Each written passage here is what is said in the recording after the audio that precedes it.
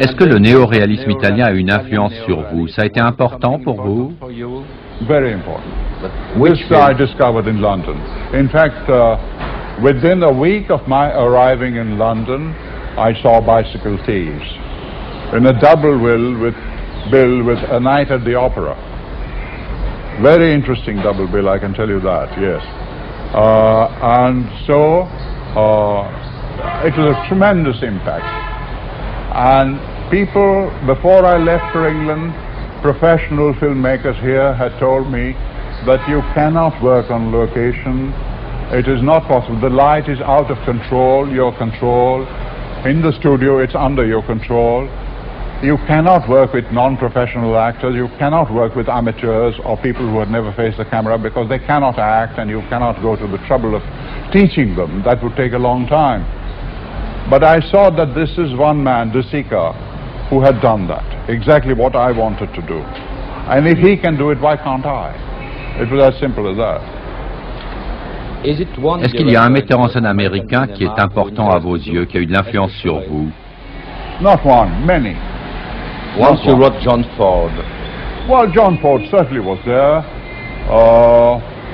John Ford, William Wyler, George Stevens, Billy Wilder particularly became a favorite eventually. Billy Wilder? Billy Wilder became a great favorite. And I met him in Cannes, so I was delighted to meet him. And I told him that I had written him a letter when I was 21, a 4-page letter full of admiration, pointing out the wonderful things he had done, and he never replied. He apologized. So Billy Wilder was one, and then of course you have the Frank Capra, Ernst Lubitsch, very early memories of the early Maurice Chevalier, Janet MacDonald, Lubitsch films, you see, Love's Parade and Smiling Lieutenant and that sort of thing. You like what they call the Lubitsch touch? Yes, yes. Very perceptible, that touch. It's very distinctive. But does the Lubitsch touch have something to do with, I don't know, the humor in Bengal or not?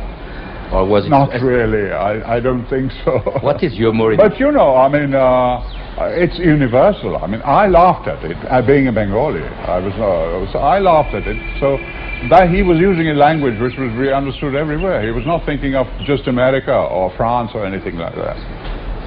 Vous avez écrit « Je fais des films sur la classe moyenne parce que je la connais bien ». Est-ce que vous pouvez nous dire quel genre de famille était la vôtre?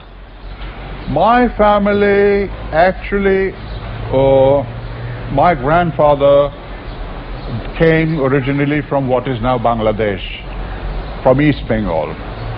And he settled in Calcutta. He was how would you describe it? What is zamindar in French? Propriétaire. He came from that family. He became that by adoption. He was not originally that, but by adoption he became that. But he was not interested in that aspect. He was more interested in science and other things. So he came to Calcutta, settled in Calcutta, studied in Calcutta, then became interested in printing. He started a printing press, and he invented printing methods which were used in the West, although he never took out a patent on them. So everybody can lay a claim to them. But he was a remarkable man. He was also a violinist. He was a marvelous writer for children. He had this marvelous printing press, producing work which is not bettered even today. Half-tone processes, you see. Not offsets, but half-tone in those days. And line blocks. But he died 6 years before I was born. Then my father continued the business. My grandfather had never been abroad. He read journals, books, and on the subject that he was interested in. And by sheer dint of invention, he was able to produce original things. But he never went abroad. But he sent my father abroad to study printing technology. He studied in London and Manchester. He came back And by that time, soon after that, my grandfather died, and my father took over the press. And then in 1921, I was born, and in 2 years later, he died. So I have hardly practically no memories of my father. So I eventually moved to my uncle's house, maternal uncle's, on my mother's side, maternal uncle's house, and that's where I grew up. I was not exposed to a creative atmosphere. There was music around me, because everybody on my mother's side, as I told you yesterday, could sing. So I was surrounded by song, by music in general, but as a creative person, I think I could, even as a small boy, I could sketch, I could draw. That was an inborn gift. I could draw. I used to draw portraits, I used to draw cartoons and things like that. And finally I decided that after my graduation I would go to Tagore's University, which is about 100 miles from Calcutta. And this was my mother's wish more than my wish. Actually, she said that, why don't you, you're still so young, you don't need a job now, why don't you go and spend some time in that university? Tagore was still living, he was alive. So I went to Shantiniketan, which is the name of the university. I studied fine arts. I studied painting. I studied as a painter after my graduation in economics, in case you're interested, which didn't interest me at all. But I think my college years were quite wasted. I enjoyed school life very much, but not college life, because I chose the wrong subject. Anyway, I went to Shantiniketan. I studied painting for 2.5 years. Tagore died during my stay, and I felt that I had learned enough. But I imbibed a tremendous number of ideas. I became familiar with art, with the fine arts of both the West and the East.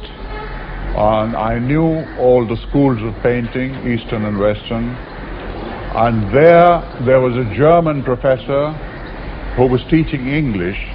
He's a Jewish refugee who used to play the piano. And there was a piano in Tagore's home. In the big, huge building downstairs, there was a piano. He would play the piano and I would turn the pages for him. That's how it helped me to learn staff notation. And we used to listen to records together in the evenings. So music and painting went on side by side. But I felt that as a painter, I didn't want to become a painter. I felt I was getting a little, by degrees, more and more interested in the cinema. Because in this university, there were 3 or 4 books in the art section library on the cinema. One was Paul Rotha's book on documentary. One was another book on the theory of the film, on the aesthetic aspect of the film, 2 or 3 books which I read. And I think that made me interested in the directorial aspect of the cinema. And I remember I was there when Citizen Kane opened in Calcutta. And I was so unhappy because I couldn't leave. There was no holiday then. I couldn't come to Calcutta and see the film. But so music, cinema, and painting. But I decided to become a commercial artist, a commercial designer, because I was very interested in illustration. I was interested in advertising as a creative profession. So I joined the British Advertising Agency after coming back to Calcutta. Only after 5 or 6 months after my return from the university, I got my job as a junior visualizer, what is called. So I learned advertising there. At the same time, the interest in cinema grew. I started the film club. I founded the Film Society with a group of friends. And I went on. I became the art director of the agency. I produced some of very, what are considered to be quite original advertising designs, campaigns, as we call them. Partly because of my being familiar with traditional roots of Indian art.